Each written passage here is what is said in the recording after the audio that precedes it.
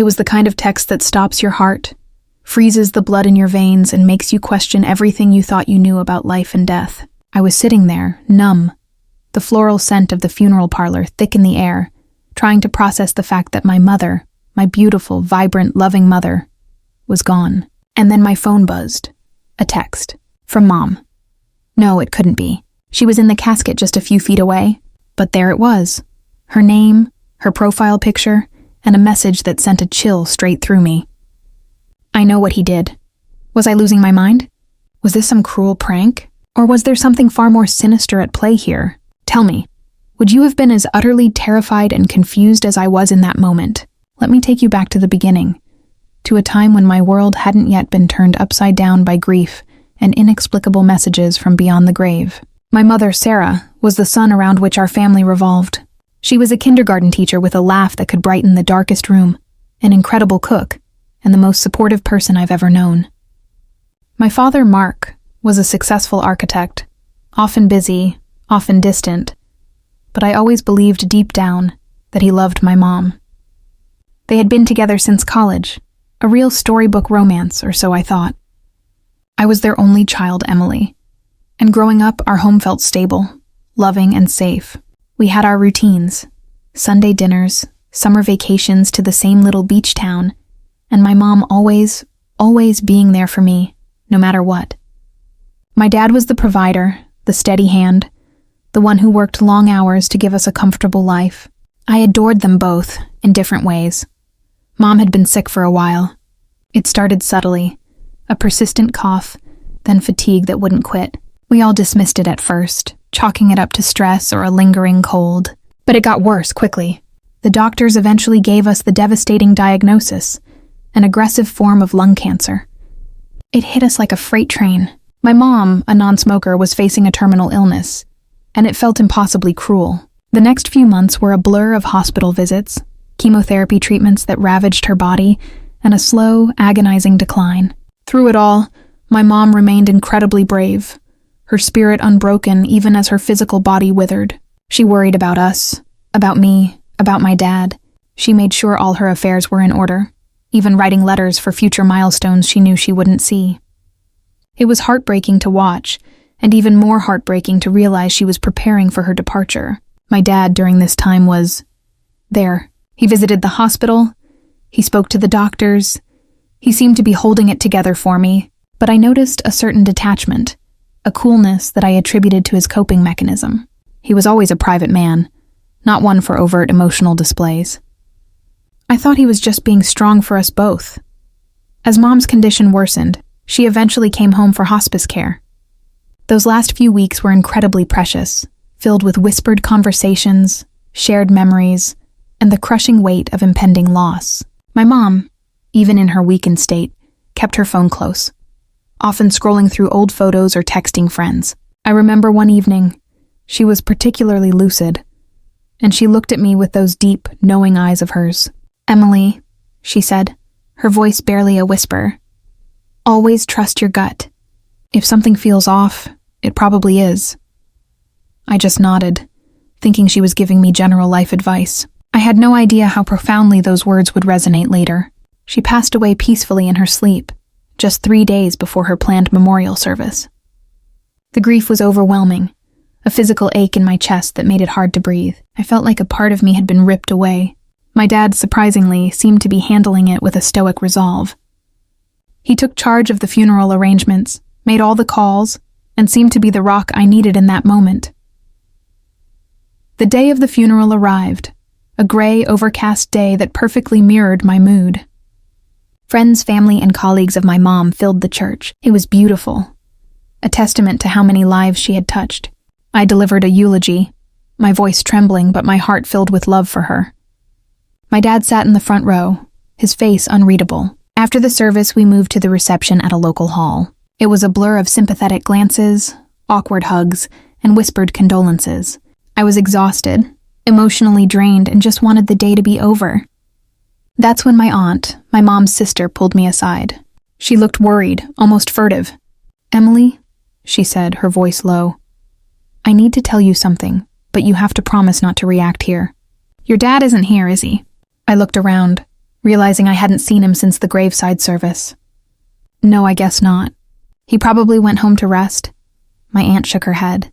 No, I just got a call from a friend who works at the airport. She saw Mark. He was with a woman. Not just any woman, Emily. They were affectionate. And they were getting on a plane to Bermuda.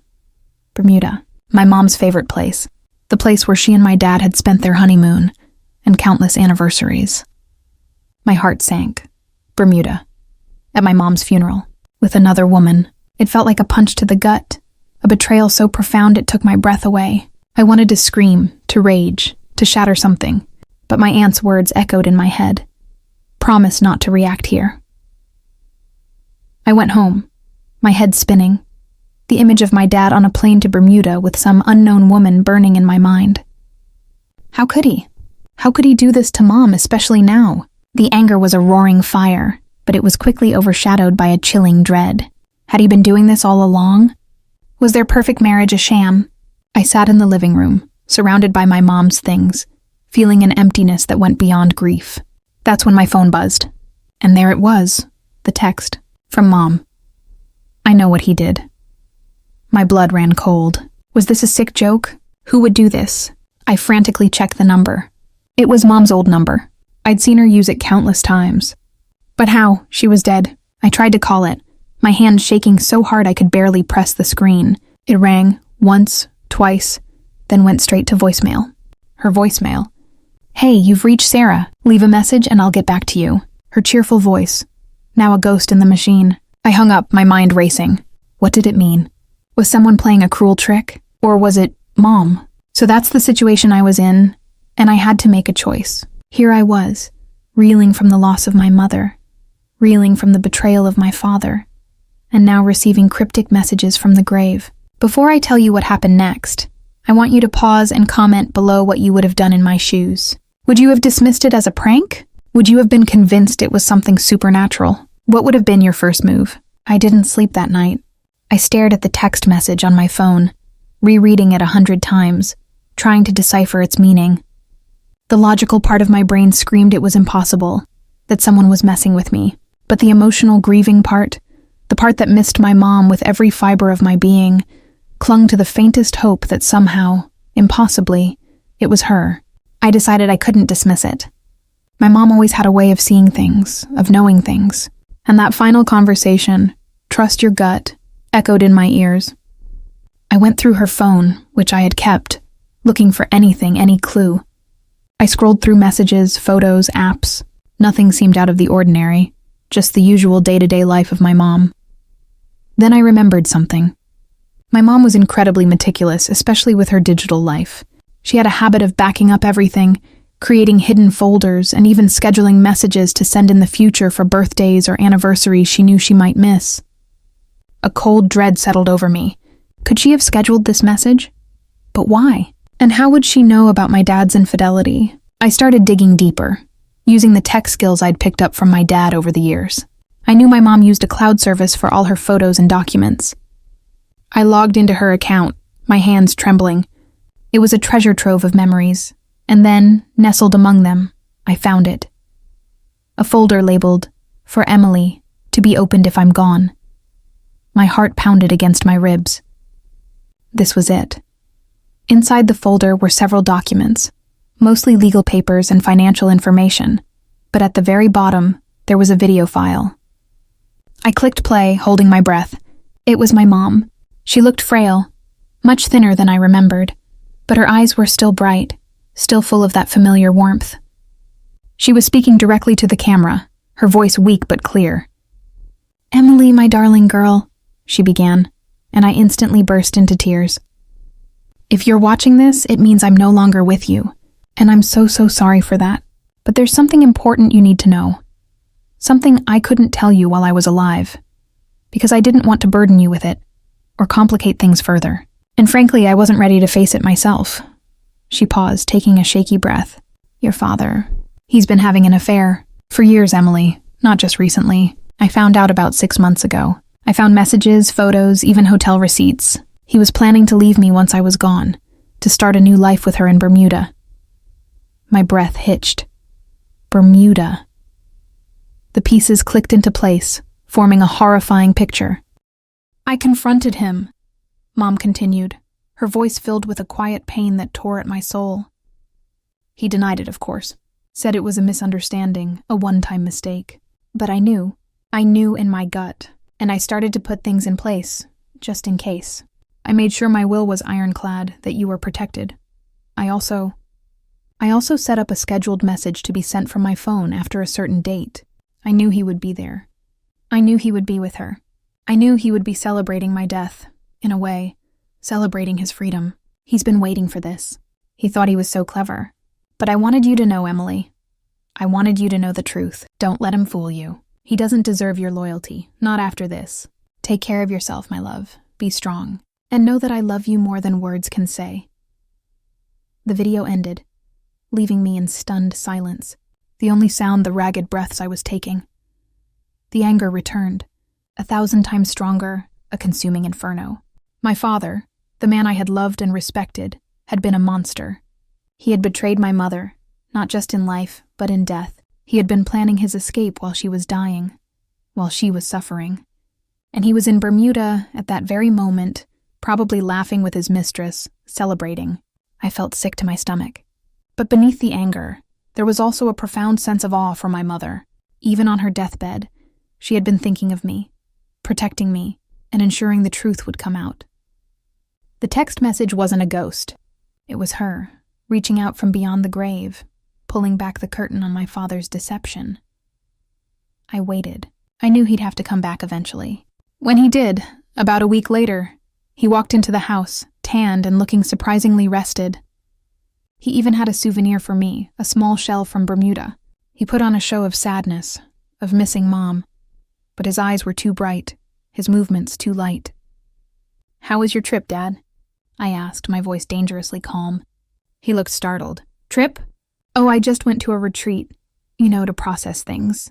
It was very helpful." I stared at him, my heart aching with the weight of his lies. "A retreat in Bermuda with your mistress?" His face went utterly pale. The color drained from him, leaving him looking like a ghost himself. He opened his mouth, then closed it. He stammered, "Emily, what are you talking about?" "Your mother—" I cut him off. "My mother told me everything. She knew, Dad. She knew about everything you did. About your affair, about your plans to leave her. She even sent me a text message from beyond the grave to make sure I found out." He just stared, speechless, his composure shattered. I then showed him the video. I watched as his eyes, usually so confident, filled with a mixture of shame and terror. He tried to grab my phone, but I pulled it away. "Don't touch me," I spat, my voice shaking with disgust. "Don't you dare touch me. Get out of my house. You're not my father anymore, and I want nothing to do with you." He tried to plead, to explain, to beg for forgiveness, but I wouldn't hear it. I had already called my aunt, and she was on her way. I didn't want to be alone with him. I also called my mom's lawyer. Mom, in her infinite wisdom, had prepared for this too. Her will was very clear. In the event of my father's infidelity being proven, his inheritance would be significantly reduced, and the bulk of her estate, including the house, would go directly to me. She had left a paper trail, evidence she had painstakingly gathered before she died, knowing that he would deny everything. The lawyer confirmed everything. My dad was left with almost nothing from my mom's estate. His mistress, it turned out, was furious when she found out he was effectively broke and had been lying to her as well. She promptly left him. He lost his job shortly after, the scandal having reached his firm. He tried to contact me multiple times, leaving voicemails, sending emails, but I never responded. I changed the locks, blocked his number, and effectively cut him out of my life. It was a harsh decision, but one I made with a clear conscience. He chose his path. It's been a few years now. The grief for my mom is still there, a dull ache, but it's no longer all-consuming. The anger at my dad has faded into a cold indifference. I live in the house my mom loved, surrounded by her memories. I inherited her strength, her wisdom, and her incredible foresight. The text message, the one that started it all, is still on my phone. A reminder of her love, her protection, and the truth that sets you free, even if it comes from beyond the grave. If you were on my side through this whole ordeal, please hit that like button. Subscribe to my channel for more stories of shocking betrayals and incredible comebacks. And share your final thoughts on this whole mess in the comments section below. What would you have done differently? Would you have forgiven him? Let me know. I'll see you all in the next story.